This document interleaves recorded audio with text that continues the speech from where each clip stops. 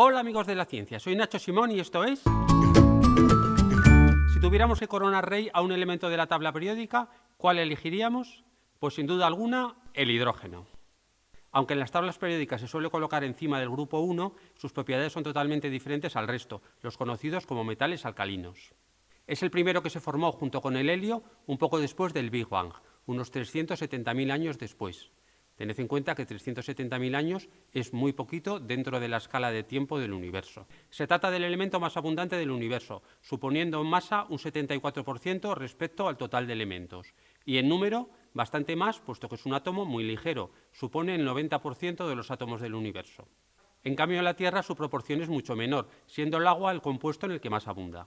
En la atmósfera prácticamente no hay hidrógeno debido a que, al ser tan ligero, escapa al espacio. La mayor parte del hidrógeno que hay en el universo no se encuentra en las estrellas, sino disperso.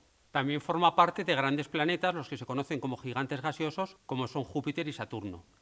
También es el elemento más sencillo, consta de un protón en el núcleo y un electrón en la corteza, aunque tenemos 3 isótopos de hidrógeno, el protio, el deuterio y el tritio. El protio, que es el más sencillo, es lo que comúnmente conocemos como hidrógeno, que es el más abundante, protón en el núcleo, electrón en la corteza. En cambio, el deuterio tiene en el núcleo un protón y un neutrón, además de un electrón en la corteza. Y el tritio tiene un protón y 2 neutrones en el núcleo, además de su correspondiente electrón en la corteza. Por tanto, el número atómico del protio, el deuterio y el tritio es en los 3 Z igual a 1, puesto que los 3 tienen un protón, pero se diferencian en que el protio tiene 0 neutrones, el deuterio 1 y el tritio 2. Por cierto, el tritio es un isótopo radiactivo y en cambio el deuterio y el protio no lo son. El deuterio es lo que forma lo que se conoce como agua pesada. Una aplicación curiosa del tritio es la emisión de luz mediante radioluminiscencia. Debido a que el tritio es radiactivo, emite radiación beta, que no es más que electrones. Si en una ampolla o vial con tritio ponemos una sustancia fosforescente, ésta se excitará y emitirá luz. Se pueden conseguir viales de tritio de diversos colores, por ejemplo formando parte de un llavero, que pueden mantenerse emitiendo luz durante más de una década. Os pongo enlaces en la descripción por si os interesa conseguir uno. Su nombre viene del griego hidros, que quiere decir agua, y genos, que quiere decir generar o producir. Por tanto, que genera o produce agua. ¿Cuándo genera o produce agua? Cuando se quema, cuando se produce la combustión del hidrógeno en la atmósfera, que tenemos oxígeno. Por tanto, se combina el hidrógeno con el oxígeno para dar agua. La ecuación es la siguiente: 2 moléculas de hidrógeno más una molécula de oxígeno para dar 2 moléculas de agua. También se podría poner como una molécula de hidrógeno más media de oxígeno para dar una de agua. Es el elemento más ligero de todos y no lo encontramos como hidrógeno monoatómico, es decir, como H, debido a que es muy reactivo. 2 átomos de hidrógeno reaccionan para producir una molécula de dihidrógeno, hidrógeno diatómico o hidrógeno molecular simplemente, que se escribe H2. Reacciona tanto con metales como con no metales. El compuesto más importante que produce es el agua. Otros importantes son el amoníaco o el metano y demás hidrocarburos, el ácido clorhídrico o el sulfuro de hidrógeno. Además tenemos compuestos ternarios, ya sean ácidos como el ácido sulfúrico o el ácido nítrico, o bases como el hidróxido de sodio o el hidróxido de calcio. Un capítulo aparte merecería para hablar de las extraordinarias propiedades del agua, que es un compuesto químico que se presenta en estado líquido a temperatura ambiente, a la temperatura que consideramos ambiente aquí en el planeta Tierra, pero en cambio otras sustancias, otros compuestos químicos como el cloruro de hidrógeno o el sulfuro de hidrógeno, que son más pesados, tienen mayor masa molecular, son gaseosos. ¿Cómo es posible que algo que es más ligero, una molécula más ligera, se presente normalmente en estado líquido y otras más pesadas en estado gaseoso? Pues es debido a los conocidos como puentes o enlaces de hidrógeno. Las moléculas de agua están unidas entre sí, interaccionan entre sí mediante los puentes de hidrógeno y esto hace que se presente en estado líquido. Estos enlaces de hidrógeno son algo fundamental para la vida. Por tanto, ya tenemos que el hidrógeno es una pieza clave en la formación de la vida. El hidrógeno tiene infinidad de aplicaciones, desde la industria petroquímica a la alimentaria. Además, es un vector de energía. Eso quiere decir que sirve para transportar, para llevar energía, pero no es una fuente de energía. Ocurre algo parecido con la electricidad. La electricidad como tal no es una fuente de energía, sino un vehículo de la misma. A pesar de ser un elemento tan abundante, no está disponible directamente, puesto que está combinado con otros. Por tanto, hay que obtenerlo. Principalmente se obtiene a partir del gas natural, que en su mayoría es metano, mezclándolo con agua a 1000 grados Celsius. La reacción es la siguiente: metano más agua más calor para dar monóxido de carbono e hidrógeno. También se obtiene como subproducto de la electrólisis del agua salada para producir cloro.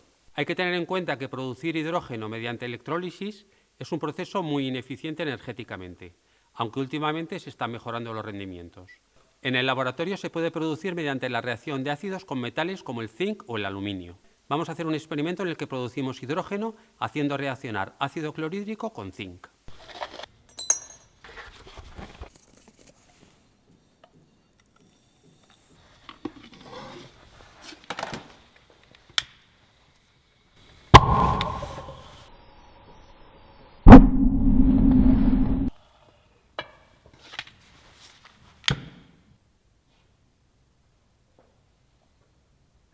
La ecuación de la reacción sería zinc más 2 de ácido clorhídrico para dar cloruro de zinc más hidrógeno.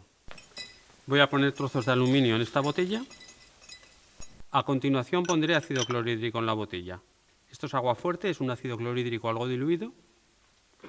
Por supuesto utilizaré máscara protectora y guantes, además de ropa de laboratorio. Por cierto, me falta el delantal.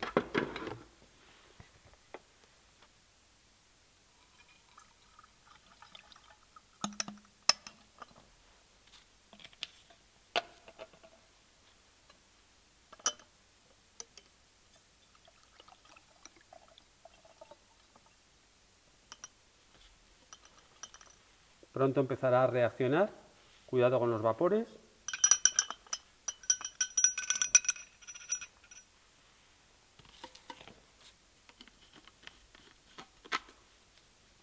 Y le voy a colocar un globo en la boca de la botella.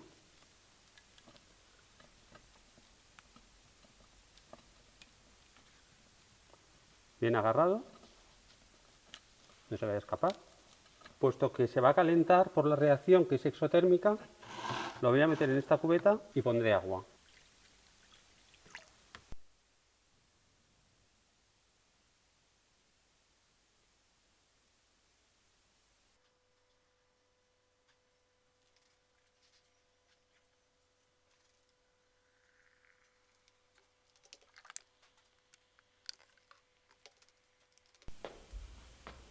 Voy a cogerlo antes de que explote.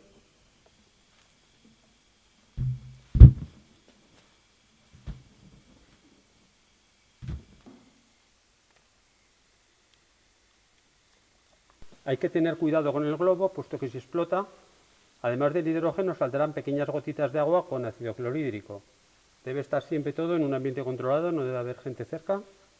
Lo ideal es hacerlo al aire libre. Bien, esto lo he puesto para evitar que salgan vapores, más que para otra cosa. A ver, este sí también sube. No. Este no lleva tanto hidrógeno como para subir. Observad que todavía ha quedado bastante aluminio. El factor limitante era el ácido clorhídrico y de ahí procede el hidrógeno que hemos producido y que ahora está en el globo. Insisto que hay que tener cuidado con este globo, puesto que si se pincha podría ser irritante. Lo ideal para hacerlo bien habría que lavar los vapores para quitar el ácido, por ejemplo en una solución básica, y luego ya para que fuera ideal pasarlo por ejemplo por cloruro de calcio de forma que se secase y ya tuviésemos el hidrógeno seco y sin ácido clorhídrico.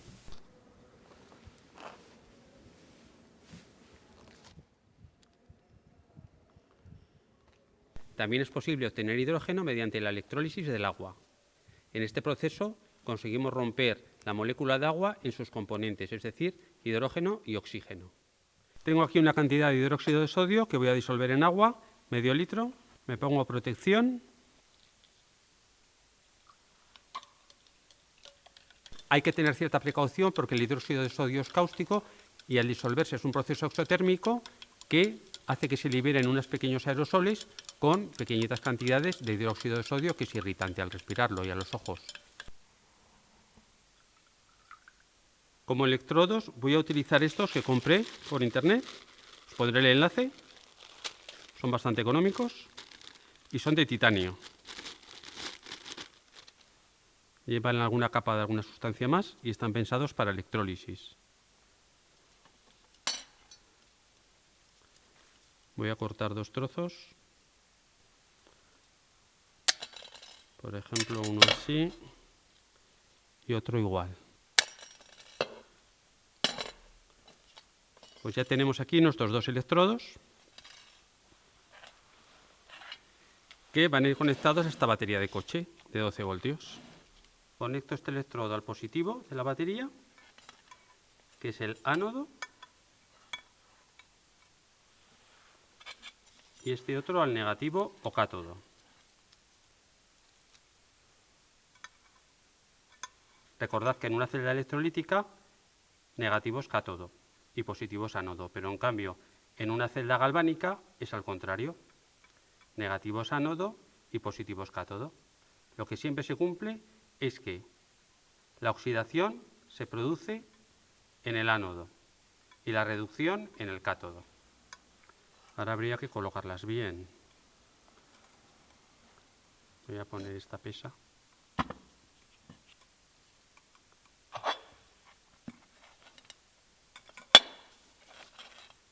Voy conectando el negativo al terminal negativo de la batería.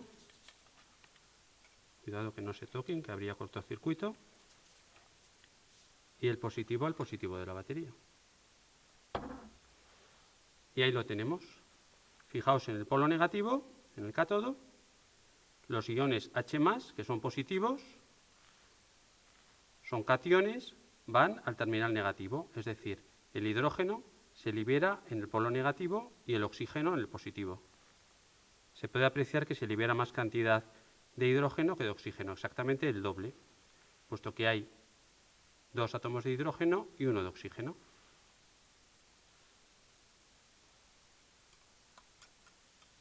Ahora, hacía mala conexión. Vamos a poner una llama, a ver si conseguimos hacer que arda el hidrógeno.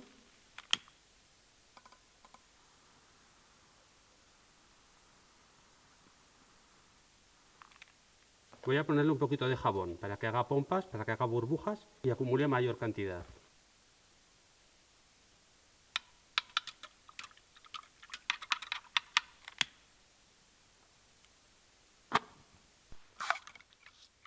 Ahí ha habido un arco, ¿lo veis? Han contactado, eso no debe ocurrir.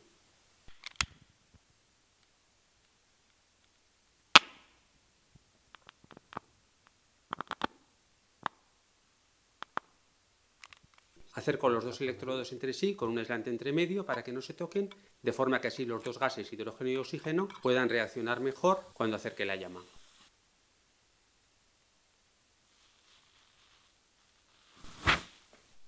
Voy a realizar la electrólisis ahora en este vaso de precipitados. Nos ha disuelto todo.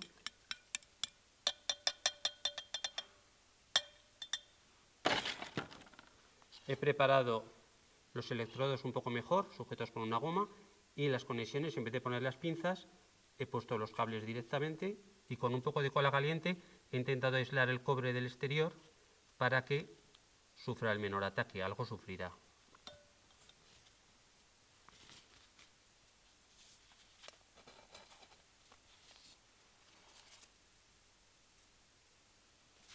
Voy a conectar.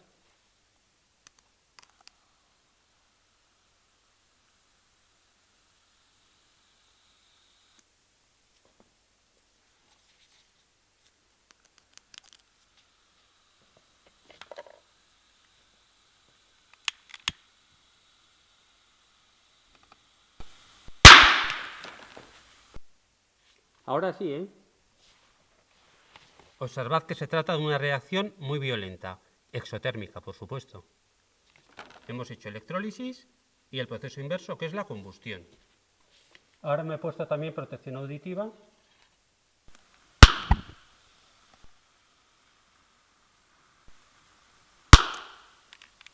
Es difícil no sobresaltarse. Esto ni en broma, no hacerlo ni en casa de los amigos, ni en la calle. Además de llevar protecciones, observad que el recipiente está totalmente abierto, puesto que si no podría estallar. Es posible conseguir el proceso contrario a la electrólisis, es decir, producir energía eléctrica a partir de la combustión del hidrógeno, mediante las conocidas como pilas o células de combustible. Así podemos mover vehículos eléctricos e incluso submarinos. Uno de los problemas de las células de combustible es el uso de catalizadores basados en metales muy caros, como el platino o el paladio. Además, hay que tener en cuenta que el almacenamiento de hidrógeno es complicado, puesto que si lo almacenamos a temperatura ambiente, tiene que ser a una presión muy alta y, dado que son átomos tan pequeños, cualquier material es poroso para el hidrógeno, acaba escapándose. Otra alternativa es almacenarlo en forma líquida. Para ello hay que enfriarlo muchísimo. Por lo tanto, es muy caro. Esa alternativa se ha utilizado, por ejemplo, en algunos cohetes espaciales. Y luego hay otras posibilidades como utilización de hidruros o absorción con ciertos materiales. El hidrógeno es el combustible de las estrellas, que desprenden energía no mediante reacciones químicas, por ejemplo, no hay ningún tipo de combustión, sino mediante reacciones nucleares de fusión. Los átomos de hidrógeno en el Sol se fusionan para dar lugar a helio. Pero esta reacción no acaba aquí, sino que también los núcleos de helio se pueden fusionar obteniéndose elementos más pesados, como por ejemplo el carbono o el hierro. Del Sol procede la energía que utilizamos en la Tierra, no solo la energía solar o la energía eólica, que también depende del Sol, los vientos, sino también la energía de los combustibles fósiles, puesto que fueron organismos primitivos que, mediante fotosíntesis, aprovecharon luz de sol, y esa energía quedó enterrada y nosotros ahora la extraemos. También energías, incluso como la nuclear, proceden de las estrellas, puesto que elementos pesados como el uranio proceden de supernovas, supernovas de estrellas que se formaron en un principio a partir del hidrógeno. Todos venimos del hidrógeno. Y en la Tierra la única forma eficaz que hemos conseguido de aprovechar la energía nuclear no es para fines pacíficos, sino para fines bélicos. Se trata de la bomba termonuclear, la también conocida como bomba de hidrógeno, que es unas 1000 veces más potente que la bomba nuclear clásica, que las bombas de plutonio o uranio. Afortunadamente no se ha utilizado todavía contra nadie, puesto que las que se lanzaron en Japón fueron una de uranio en Hiroshima y otra de plutonio en Nagasaki. Este tipo de bombas de uranio y de plutonio aprovechan la energía de la fisión nuclear, es decir, romper, fisionar núcleos grandes, núcleos pesados, como el uranio o el plutonio. En cambio, las bombas de hidrógeno o termonucleares aprovechan la energía de fusión nuclear. La energía de fusión nuclear para bienes pacíficos es un sueño desde hace ya bastantes años, llevamos unos 70 años soñando con ella y a ver si hay suerte y no hay que esperar otros 70 años para disponer de ella. Realmente se trata de un hueso muy duro de roer. Hay un proceso industrial muy importante que utiliza el hidrógeno, para nuestra desgracia. Se trata de la hidrogenación de aceites vegetales. Conseguimos con ello que pasen de líquido, esta es un aceite vegetal, veis que está líquida, a que no os imagináis ponernos así unas tostadas y tal, que se puede hacer perfectamente con aceite de oliva, pero si se desea algo consistente, con un punto de fusión más alto, se producen las conocidas como margarinas. Las margarinas se producen a partir de la hidrogenación de aceites vegetales. Estos aceites tienen un número considerable de dobles enlaces, son insaturados y por tanto tienen un punto de fusión bastante bajo. Lo que interesa es que tengan un punto de fusión más elevado para que sean sólidos y consistentes a temperatura ambiente. Se hidrogena el aceite en un recipiente, un reactor, a cierta temperatura, con ciertos catalizadores metálicos, por ejemplo el platino. Cuando tenga un poco de catalizador de platino, os prometo que haré un experimento de hidrogenar aceite vegetal y produciremos margarina, pero eso sí, no se la va a comer nadie. El problema es que se producen dos isómeros, los cis y los trans, y estos últimos son perjudiciales. Así que ya sabéis, hidrogenación de aceites vegetales. No solo margarina, sino también se utiliza en bollería industrial, pastas. Todas estas pastas, cuanto más ricas y mejor aspecto tengan, que la grasa es consistente, no voy a decir los nombres, pero imaginaros esas galletas que se abren y sale ahí algo duro y tal, muy rico, con mucho azúcar y tal. Pues todo eso funciona a partir de hidrogenación de aceites vegetales y en muchos casos aceites de palma. Otra curiosidad relacionada con el hidrógeno es que cuando nos hacen una resonancia magnético-nuclear, que es una técnica de imagen médica, lo que se ven realmente son átomos de hidrógeno. Los que se alinean en esos campos magnéticos tan fuertes que se producen dentro de la máquina de imagen por resonancia magnética nuclear son los átomos de hidrógeno. Y ahora, para despedirnos, os voy a contar una anécdota. Hace unos años Paris Hilton lanzó, a modo de broma, era una broma, una especie de gota que le llamaban nanodrop, que era agua como miles de veces más concentrada. Es decir, es como si en un poquito así de agua tuviésemos luego una cantidad muy grande de agua. Y así se podría ahorrar mucho dinero en transporte y en envases. Algo muy ecológico, pero totalmente absurdo e imposible. Pero os voy a contar una curiosidad. Cuando era pequeño, le pregunté a mi padre, ¿llevan agua los camellos en las jorobas? Y me dijo, no, llevan grasa. Más adelante de mayor me enteré que esa grasa, además de darles energía a los camellos, también les da agua, y les da más agua que la masa de grasa. Es decir, con 1 kilogramo de grasa, el camello puede obtener más de 1 kilogramo de agua. ¿Cómo es posible? Pues debido al oxígeno que hay en la atmósfera. Puesto que la masa molecular de una molécula de agua, 18, 16 procede del oxígeno y tan solo 2 del hidrógeno, podemos tomar oxígeno del aire, que está disponible, y fabricar agua con grasas, dado que las grasas tienen una gran cantidad de hidrógeno, sobre todo las grasas saturadas. Espero que os haya gustado y nos vemos muy pronto en CienciaBit. Y no olvidéis de darle al like, que a mí se me suele olvidar.